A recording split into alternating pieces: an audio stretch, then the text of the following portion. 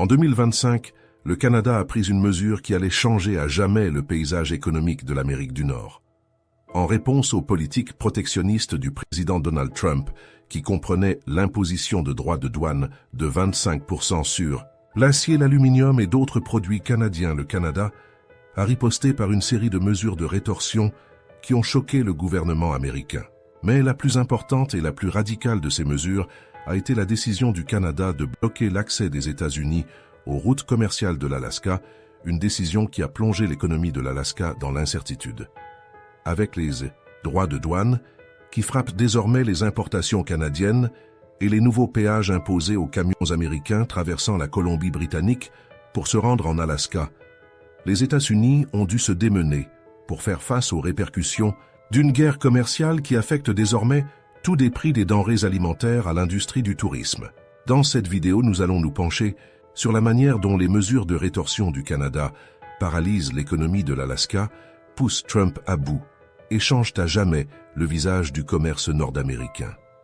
La question demeure: jusqu'où cette guerre commerciale va-t-elle s'intensifier?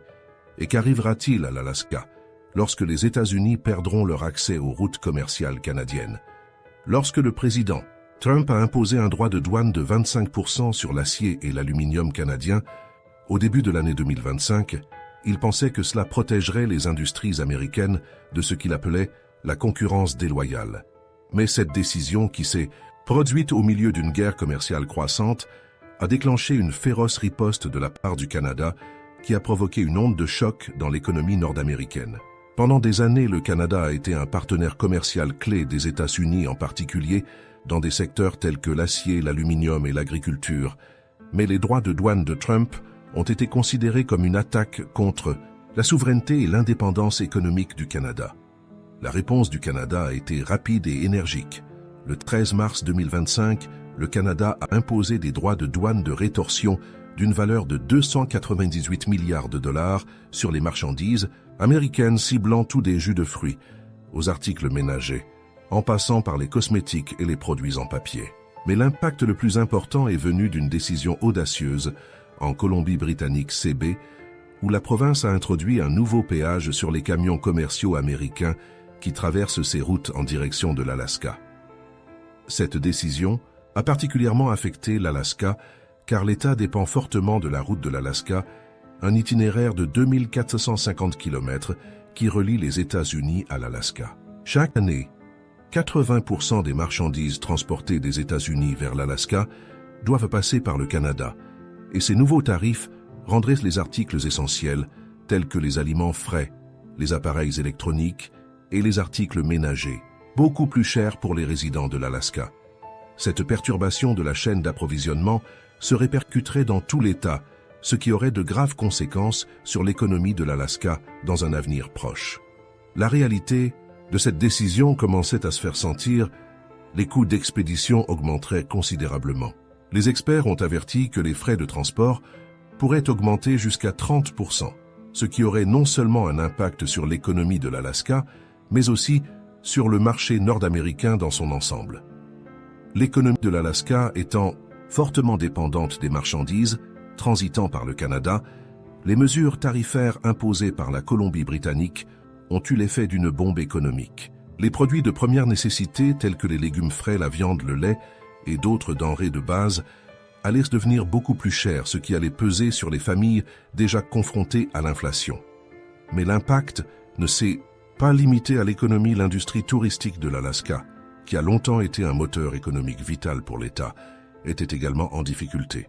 La plupart des navires de croisière se rendant en Alaska doivent faire escale dans des ports canadiens avant de poursuivre leur voyage, ce qui rend le secteur touristique de l'État particulièrement vulnérable aux guerres tarifaires. Les ports d'Alaska, devenant désormais plus chers à utiliser, de nombreuses compagnies de croisière ont commencé à reconsidérer leurs itinéraires, optant pour des destinations qui ne sont pas confrontées à ces coûts accrus. En conséquence, l'industrie touristique de l'Alaska, qui génère des milliards de dollars par an, a été confrontée à un effondrement potentiel. Ce n'était pas seulement un coup dur pour l'économie de l'État, c'était un coup dur pour les États-Unis dans leur ensemble. La perte d'accès de l'Alaska aux routes commerciales canadiennes avait des implications plus larges pour l'ensemble de l'économie américaine. Alors que les prix du transport maritime continuaient d'augmenter, les consommateurs américains allaient en ressentir les effets. Tout de la nourriture aux biens de consommation allait devenir plus cher, exacerbant l'inflation et mettant davantage à rude épreuve les familles américaines. L'augmentation des frais de transport allait de pair avec celle du coût de la vie, frappant le plus durement la classe moyenne américaine. L'économie de l'Alaska étant désormais menacée, le gouvernement américain s'est mis en quête d'une solution qui semblait de plus en plus hors de portée. Alors que l'Alaska et le Canada continuaient de faire face à des perturbations économiques dues aux nouveaux droits de douane et péages, les conséquences plus larges de ces mesures commerciales ont commencé à façonner le paysage politique de l'Amérique du Nord. Le Canada, dirigé par le Premier ministre Mark Carney, ne se contentait plus de riposter. Il envoyait un message clair, il pouvait se débrouiller seul et n'avait plus besoin de compter sur les États-Unis pour assurer sa stabilité économique. Les tensions commerciales croissantes avec les États-Unis avaient déclenché une profonde réévaluation de l'avenir économique et politique du Canada, et le résultat n'était rien de moins que transformateur. La guerre des tarifs douaniers avait ouvert les yeux du gouvernement canadien, qui avait longtemps été un partenaire loyal des États-Unis, tant sur le plan commercial que sur le plan de la défense.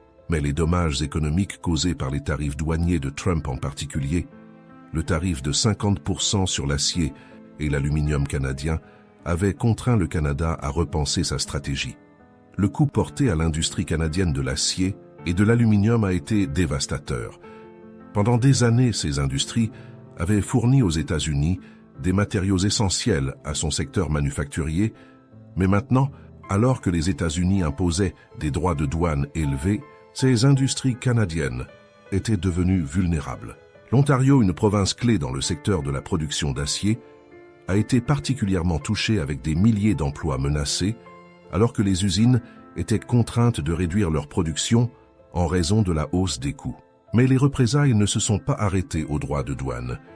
Le Canada prenait des mesures audacieuses pour diversifier ses partenariats commerciaux et économiques. Pendant des années, le Canada s'était fortement appuyé sur les États-Unis comme principal partenaire commercial. Mais maintenant, avec les politiques de Trump qui causaient l'instabilité économique, le gouvernement canadien commençait à chercher ailleurs. Le partenaire naturel était l'Europe avec son influence croissante sur le marché mondial. L'accord CETA avait déjà ouvert la voie à des relations commerciales plus solides entre le Canada et l'UE, et maintenant ce partenariat devenait encore plus crucial. Dans le sillage de la guerre commerciale, le pivot du Canada vers l'Europe ne concernait pas seulement le commerce, mais aussi la stratégie géopolitique. Alors que les relations du Canada avec les États-Unis commençaient à se détériorer, l'UE est apparue comme un allié puissant, offrant au Canada non seulement des avantages économiques, mais aussi une vision commune de la défense et de la sécurité.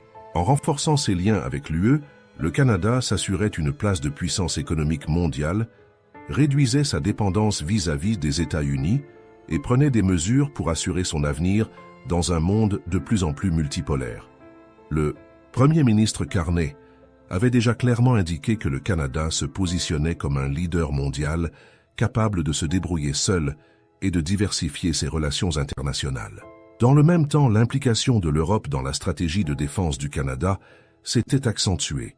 Le Canada a rejoint le projet militaire PESCO de l'UE, renforçant ainsi son rôle dans la coopération européenne en matière de défense. Cette décision a marqué un changement important dans la politique de défense du Canada, signalant aux États-Unis que le Canada ne comptait plus sur son leadership militaire. Au lieu de cela, le Canada participait désormais activement à la sécurité européenne, contribuant à la cybersécurité, au partage de renseignements et aux défenses contre la guerre économique aux côtés du Royaume-Uni et d'autres pays de l'UE. Alors que les relations entre le Canada et les États-Unis continuaient de se détériorer, les conséquences économiques des politiques protectionnistes de Trump ont commencé à peser lourdement sur l'économie canadienne. Les industries qui dépendaient depuis longtemps du commerce américain avaient désormais du mal à s'adapter aux nouvelles réalités commerciales. L'acier, l'aluminium et l'agriculture, des secteurs essentiels à l'économie canadienne, ont été durement touchés par les droits de douane élevés imposés par les États-Unis. En conséquence, les régions industrielles du Canada en particulier, l'Ontario et le Québec ont été confrontés à des perturbations économiques généralisées. L'Ontario, qui abrite une part importante du secteur manufacturier canadien, a été la plus durement touchée. Les industries de l'acier et de l'aluminium ont été des contributeurs clés à l'économie de la province et avec les tarifs douaniers américains en place, de nombreuses entreprises se sont retrouvées incapables de concurrencer efficacement sur le marché mondial. Les prix des matières premières ont grimpé en flèche et les coûts de production ont fortement augmenté, rendant les produits canadiens moins compétitifs. Avec les barrières commerciales en place, les entreprises ont été contraintes de repenser leur chaîne d'approvisionnement et de rechercher d'autres marchés. Les perturbations ne se sont pas limitées au secteur de l'acier et de l'aluminium. Les industries agricoles, en particulier celles du bœuf et des produits laitiers, ont également été confrontées à des défis importants. Les droits de douane américains sur les produits agricoles canadiens, tels que le lait et le bœuf, ont entraîné une baisse des bénéfices et une instabilité économique dans les régions agricoles du Canada. Malgré ces défis, le gouvernement canadien a réagi en prenant des mesures audacieuses. La diversification des relations commerciales est devenue un pilier central de la stratégie économique du Canada. Le Premier ministre Mark Carney a souligné que le Canada ne pouvait plus se permettre de dépendre d'un seul partenaire commercial, surtout s'il imposait des droits de douane et perturbait les chaînes d'approvisionnement. L'avenir économique du Canada étant en jeu, le gouvernement a commencé à rechercher activement de nouveaux partenaires commerciaux et à étendre son influence sur les marchés mondiaux. L'UE, déjà un partenaire commercial majeur, est rapidement devenu le principal objectif de la nouvelle stratégie économique du Canada. En réponse au conflit commercial avec les États-Unis, le Canada a accéléré ses efforts pour augmenter ses exportations vers l'Europe, en particulier dans les secteurs de l'énergie, de l'agriculture et de l'automobile. L'accord CETA, en vigueur depuis plusieurs années, portait désormais ses fruits, permettant aux entreprises canadiennes d'accéder plus facilement au marché européen. Pour les producteurs d'acier canadiens, cela signifiait une chance de diversifier leur marché et de réduire leur dépendance vis-à-vis du marché américain qui s'était rétréci en raison des droits de douane. De même, les agriculteurs canadiens ont commencé à explorer de nouvelles possibilités de vendre leurs produits dans l'UE, réduisant ainsi leur dépendance vis-à-vis des États-Unis, où les droits de douane rendèrent la concurrence de plus en plus difficile. Outre la diversification des échanges, le secteur énergétique canadien est également devenu un élément central de la nouvelle stratégie économique du pays. Les exportations d'énergie vers l'Europe sont de plus en plus considérées comme une opportunité majeure pour renforcer l'indépendance économique du Canada vis-à-vis des États-Unis. L'accent mis par l'UE sur la sécurité énergétique, notamment dans le but de réduire sa dépendance vis-à-vis des approvisionnements énergétiques russes, a rendu les ressources canadiennes en gaz naturel et en énergie renouvelable encore plus précieuses. En renforçant ses relations avec l'UE, le Canada se positionnait pour devenir un fournisseur d'énergie de premier plan pour l'Europe, contribuant ainsi à garantir que son avenir économique ne soit plus exclusivement lié aux États-Unis. Alors que le réalignement du Canada vers l'Europe continue d'évoluer, il est clair que les États-Unis ne sont plus l'acteur dominant en Amérique du Nord et dans le monde qu'ils étaient autrefois. Sous la direction du Premier ministre Mark Carney, le Canada prend stratégiquement ses distances avec les États-Unis en renforçant ses partenariats avec l'Europe et en se concentrant de plus en plus sur la coopération économique et militaire avec les pays européens. Ce changement ne concerne pas seulement la diversification des échanges commerciaux, mais aussi la garantie d'un avenir plus indépendant, positionnant le Canada comme un acteur clé de la défense mondiale et de la sécurité énergétique. Le changement géopolitique le plus significatif qui a émergé de la réponse du Canada aux tarifs douaniers américains est la coopération militaire croissante avec les pays européens. Dans le cadre de cet alignement croissant, le Canada a rejoint le projet militaire PESCO de l'UE, qui est une initiative stratégique conçue pour renforcer les capacités de défense européennes. Cette collaboration permet un déploiement plus rapide des troupes à travers l'Europe, contribuant aux opérations de l'OTAN et aidant à renforcer le rôle du Canada dans le maintien de la sécurité mondiale. En participant activement au projet de défense de l'UE, le Canada se positionne comme un partenaire militaire fiable et indépendant, capable de s'engager dans des opérations de défense mondiale en dehors de l'influence traditionnelle des États-Unis. Outre la coopération militaire, les ressources énergétiques du Canada deviennent de plus en plus vitales pour la stratégie énergétique de l'Europe, alors que les nations européennes cherchent à réduire leur dépendance à l'égard de l'énergie russe. Le rôle du Canada en tant que principal fournisseur de gaz naturel et d'énergie renouvelable devient de plus en plus important. En renforçant ses liens avec l'Europe, le Canada se positionne comme un partenaire essentiel pour assurer la sécurité énergétique de l'Europe à l'avenir. La demande croissante de ressources énergétiques canadiennes, notamment l'énergie hydroélectrique, le gaz naturel et les énergies renouvelables, ne concerne pas seulement la prospérité économique du Canada, mais aussi l'avenir des marchés mondiaux de l'énergie et la réduction de l'influence des États-Unis sur les infrastructures énergétiques du continent. Cependant, le mouvement vers l'Europe et l'éloignement des États-Unis ont également des implications politiques importantes pour le Canada. La décision d'annuler l'accord sur les F-35 et d'investir dans des solutions de défense alternatives indique clairement que le Canada n'est plus disposé à être lié par les États-Unis et leur leadership politique imprévisible. Le rapprochement avec l'UE est considéré comme un moyen pour le Canada de réaffirmer sa souveraineté et de s'assurer que ses politiques étrangères et de défense ne sont pas dictées par les États-Unis. L'UE elle-même est désireuse de cultiver des relations plus étroites avec le Canada dans le cadre de sa stratégie plus large, visant à réduire la dépendance à l'égard de l'influence américaine dans les domaines politiques et économiques. L'un des impacts les plus significatifs du réalignement du Canada est l'évolution de la dynamique en Amérique du Nord. Le Canada s'éloignant des États-Unis, ces derniers sont désormais confrontés à la perspective de perdre de l'influence dans une région qui a longtemps été considérée comme leur arrière-cour.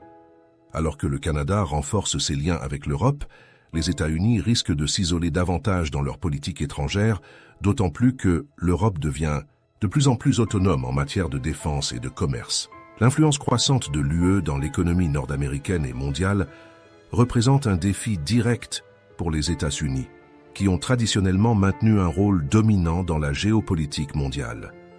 Alors que le virage du Canada vers l'Europe se poursuit, le monde assiste à l'émergence d'un nouvel ordre mondial dans lequel le Canada se positionne comme une nation plus indépendante et plus autonome. Cette transformation n'est pas seulement une réponse aux politiques commerciales américaines, mais une décision proactive du Canada de réduire sa dépendance vis-à-vis des États-Unis, de diversifier ses relations économiques et de devenir une force motrice dans le commerce et la défense mondiaux.